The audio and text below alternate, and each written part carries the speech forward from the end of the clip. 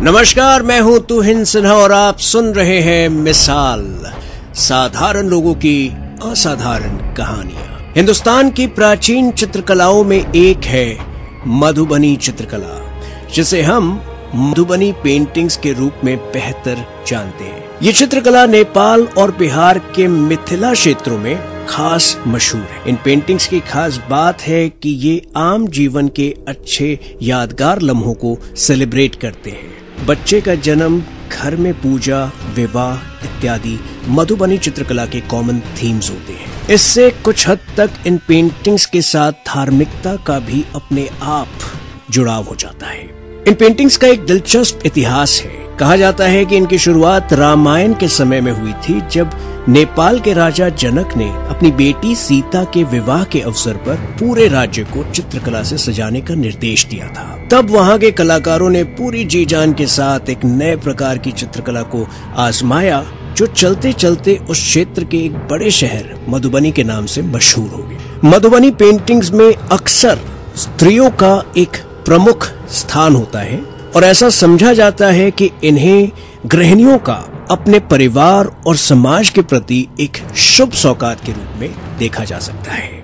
आज से कुछ 3-4 दशक पहले तक मिथिला क्षेत्र में घर की महिलाओं का इस चित्रकला की ओर रुझान काफी आम बात थी, पर जैसे जैसे लोग रोजगार की तलाश में अपने घर और प्रांत से दूर जाकर बसने लगे, वैसे वैसे पुराने रीत और नियम भी समाप्त होने लगे और इसका सीधा सीधा असर चित्रकारी पर भी दिखने लगा। एक और नई पीढ़ी को इस कला की मालूमात नहीं थी, तो दूसरी ओर जो लोग आज भी इस चित्रकला से जुड़े हैं, उनकी आर्थिक यानी फाइनेंशियल हालत ठीक नहीं है। आज जिस शख्स की बात हम कर रहे हैं वो एक पढ़ा लिखा नौजवान है, एक सॉफ्टवेयर इंजीनियर है, पर जो किसी आईटी फर्म में नौकरी करने के बजाय अपने तरीके से मधुबनी चित्रकला को दोबारा प्रचलित करने का काम कर रहा है। इस शख्स ने emithilahaat.com नाम के एक पोर्टल को लॉन्च किया है, जो मधुबनी चित्रकला के कलाकारों और खरीदारों के बीच का फासला कम करने का काम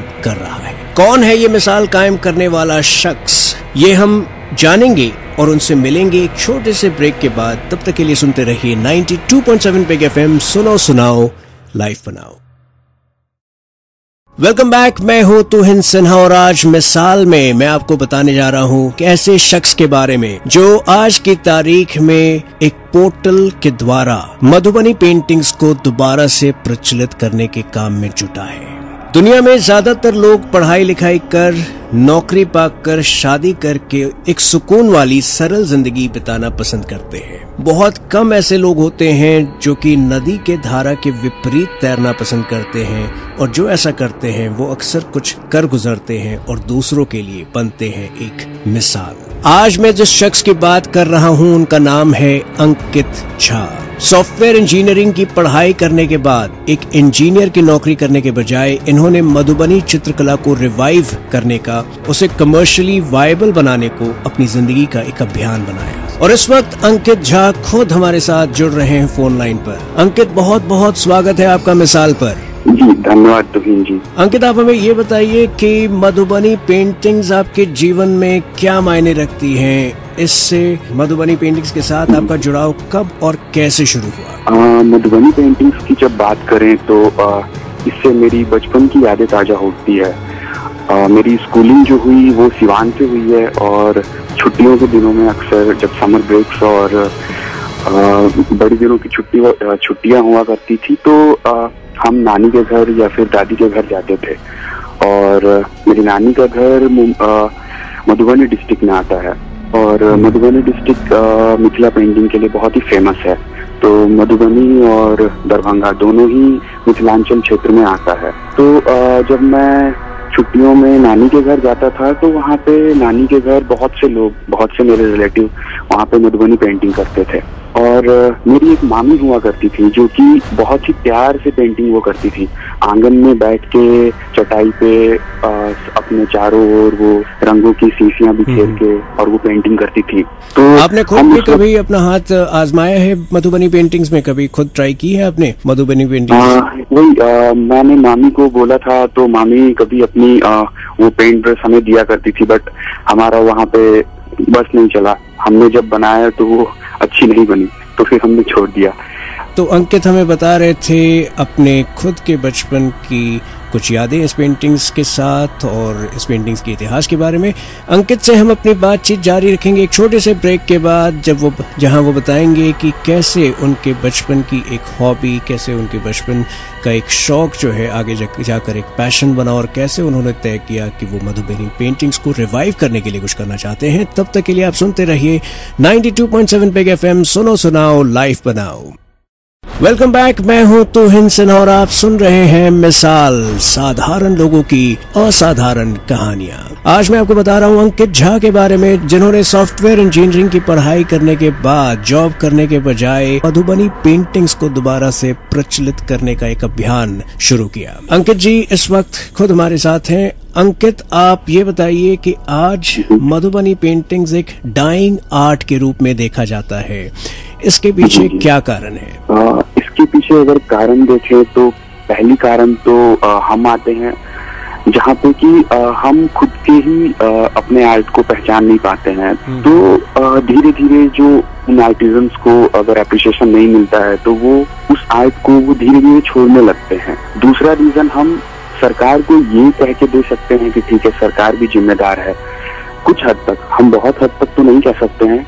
तो सरकार जिम्मेवार है इसके लिए कि उन्होंने कुछ अवार्ड्स तो दिए उन्हें, तो जैसे कि कुछ भारत रत्न हैं या फिर पद्मश्री हैं और नेशनल अवार्ड्स हैं। तो मधुबनी पेंटिंग के लिए बहुत से आर्टिस्ट को मिले हुए हैं ये सारे अवार्ड, लेकिन फिर उन अवार्ड मिलने के बाद भी फिर उनकी लाइफ जो की त्यों हो जाती है। क्या आपको ऐसा भी लगता है कि जो छोटे शहर के कलाकार होते हैं या जो गाँव के कलाकार होते हैं वो खुद को बेहतर मार्केट नहीं कर पाते हैं? ये बिल्कुल एक कारण है। एक तो वो छोटे कस्बे में रहते हैं और आज अगर देखा जाए तो इंटरनेट की दुनिया है और वो अगर खुद को नहीं कर पा रहे इंटरनेट से कनेक्ट, और या फिर जो बाकी की दुनिया जो जहाँ चल रही है वो खुद को नहीं कनेक्ट कर पाते हैं। तो जो मार्केट है अगर आप वो देखें तो आजकल ई कॉमर्स की है बिजनेस, ई कॉमर्स तो दुनिया इंटरनेट पे चल रही है और वो खुद को मार्केट नहीं कर पा रहे हैं आजकल। तो मिथिला में रह रहे मधुबनी पेंटिंग्स के कलाकारों को इंटरनेट की दुनिया से जोड़ने की एक पहल की है अंकित झा ने। इस पहल की सराहना होनी चाहिए, इसे हर संभव प्रोत्साहन मिलना चाहिए। अंकित से हम अपनी बातचीत जारी रखेंगे एक छोटे से ब्रेक के बाद। तब तक के लिए सुनते रहिए 92.7 बिग FM, सुनो सुनाओ लाइफ बनाओ।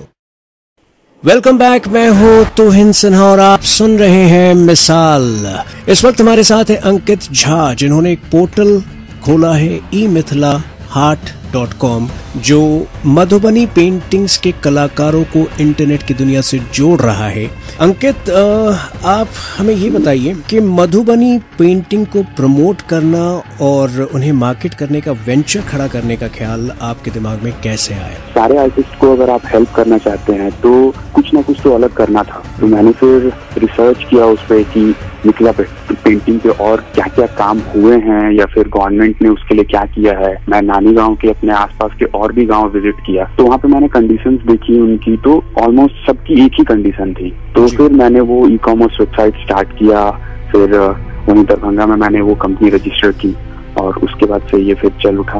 तो समाज में मधुबनी कलाकारों की दुर्दशा ने अंकित झा को प्रभावित किया कि वो सामने आए और उनके लिए कुछ करे, और इस तरह से शुरुआत हुई एक ऐसे अभियान की जिसको आज हम emithilaheart.com के नाम से जानते हैं। अंकित से हम अपनी बातचीत जारी रखेंगे एक छोटे से ब्रेक के बाद। तब तक के लिए सुनते रहिए 92.7 बिग FM, सुनो सुनाओ लाइफ बनाओ। वेलकम बैक, मैं हूँ तुहिन सिन्हा और आज मिसाल में मैं बात कर रहा हूँ अंकित झा के बारे में, जो एक सॉफ्टवेयर इंजीनियर हैं, पर इंजीनियर के रूप में काम करने के बजाय वो एक सोशल एंटरप्रेन्योर के रूप में मधुबनी पेंटिंग्स को दोबारा से प्रचलित करने का काम कर रहे हैं। अंकित, आप बैंगलोर में रहते हैं, बैंगलोर में रहकर मिथिला क्षेत्र में रह रहे मधुबनी पेंटिंग्स के कलाकारों की मदद कैसे संभव होता है? मैं यहाँ बैंगलोर में रहता हूँ और वहाँ मधुबनी के जितने भी मेरे दोस्त हैं या फिर मेरे जो कजन्स हैं, तो उनकी हेल्प से, और मैं खुद भी वहाँ पे कुछ कुछ दिनों पे जाता हूँ, 1.5 महीने 2 महीने पे मैं खुद भी विजिट करता हूँ। और वहाँ पे जो अगर छोटी मोटी काम होती है तो मेरे वो दोस्त और कजन उनके थ्रू मैं करवाता हूँ, और या फिर अगर कुछ बड़ा काम हुआ या फिर कोई बड़ा कंसाइनमेंट होता है तो मैं खुद ही वहाँ जाता हूँ और उनसे बात करता हूँ। अंकित, ये बताइए कि आपके पास इस वक्त एक बड़ा डेटाबेस होगा, मतलब कितने मधुबनी पेंटर्स से आप इस तरह से संपर्क में हैं? अराउंड हमारे पास अभी 90 to 95 फैमिलीज हैं, और जिसके अंदर ऑलमोस्ट 550 to 600 के बीच में आर्टिस्ट आते हैं। बहुत खूब। तो अंकित से हम अपनी बातचीत जारी रखेंगे एक छोटे से ब्रेक के बाद। तब तक के लिए सुनते रहिए 92.7 बिग FM, सुनो सुनाओ लाइफ बनाओ। वेलकम बैक, मैं हूं तुहिन सिन्हा और आज मिसाल में बात कर रहा हूं अंकित झा से, जिन्होंने emithilaart.com का एक ई-कॉमर्स वेंचर स्थापित कर मधुबनी पेंटिंग्स को दोबारा से प्रचलित करने का एक अभियान शुरू किया है। अंकित, क्या आपने इस इनिशिएटिव से अपने पेंटर्स की जिंदगियां बदलते देखा है? और भी बहुत सारे आर्टिस्ट हैं, और भी जितने अंकल के मेरे चाचा के उम्र के होंगे, तो वो अपने बच्चों को पहले पेंटिंग्स के लिए प्रेरित नहीं करते थे। वो बोलते थे कि आप दूसरे शहर जाओ या फिर कहीं और जाओ, कुछ और नौकरी देखो। तो आज वो उन्हें भी प्रेरित करते हैं कि ठीक है, आप वो भी करो, साथ साथ अपनी कला को भी जिंदा रखो, आप वो पेंटिंग्स करो। तो मैंने ये देखा है कि वो अब जो हेरिडिटी में अपना वो नहीं डालते थे, तो अब अपने बच्चों को भी वो सिखा रहे हैं और खुद भी कैनवास पे वो लौटे हैं। ये बहुत जरूरी है कि इस प्रकार की पेंटिंग के लिए प्रशिक्षण या ट्रेनिंग भी जारी रखे, जिससे कि आने वाले जनरेशन भी इस कला को समझ सके और इसे कैसे किया जाता है, इसके न्यूएंसेस को समझ सके। इसके बारे में क्या काम किया अंकित ने, ये हम जानेंगे एक छोटे से ब्रेक के बाद। तब तक के लिए सुनते रहिए 92.7 बिग FM, सुनो सुनाओ लाइफ बनाओ।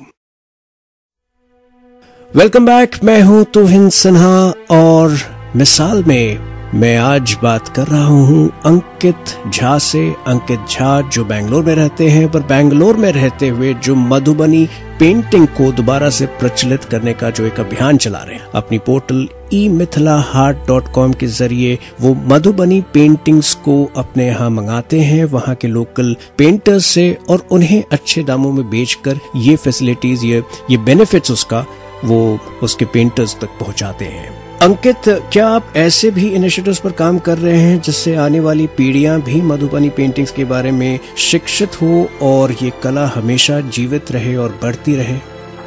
इसके लिए हम लोग वर्कशॉप्स अरेंज कराते हैं, पहली वो चीज है। और दूसरी एक हमारी इनिशिएटिव है जो हमने कॉन्सेप्चुलाइज किया है, वो है अनुकृति इवेंट।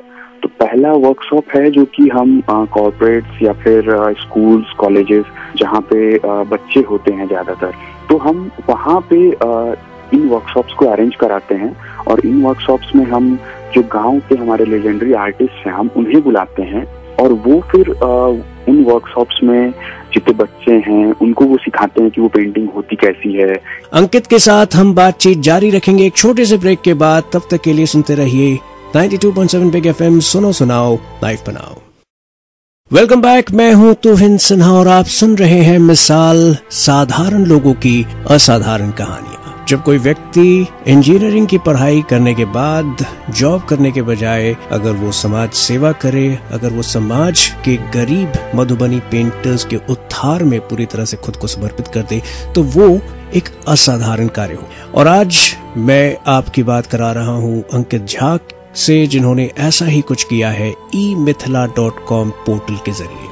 इस वक्त अंकित खुद हमारे साथ हैं, हमसे बातचीत कर रहे हैं। अंकित, ये बताइए कि भविष्य के आपके प्लान्स क्या हैं? आने वाले सालों में आप इस दिशा में और क्या क्या करना चाहते हैं? अगर सही बोला जाए तो मैं यही कोशिश करूंगा कि मैं गांव में जाकर बसूं, और मेरी ये दिली ख्वाहिश है जिससे कि वो गांव के लोगों को हेल्प मिले। और भी बहुत सारे आर्ट फॉर्म्स हैं जो कि ऑलमोस्ट एक्सटिंक्ट हो चुके हैं या फिर एक्सटिंक्शन के कगार पे हैं, तो मैं उन आर्ट फॉर्म्स को भी अपने प्लेटफॉर्म पे लाने की कोशिश करूंगा। तो ये थे अंकित झा, जो हमें बता रहे थे किस तरह वो शहर और गांव के बीच के फासले को अपने ई-कॉमर्स वेंचर emithilaart.com के द्वारा कम करने का काम कर रहे हैं। अगले हफ्ते हम एक और मिसाल कायम करने वाले शख्स की कहानी लेकर आपके सामने आएंगे। तब तक के लिए हमें इजाजत दीजिए और सुनते रहिए 92.7 बिग FM, सुनो सुनाओ लाइफ बनाओ।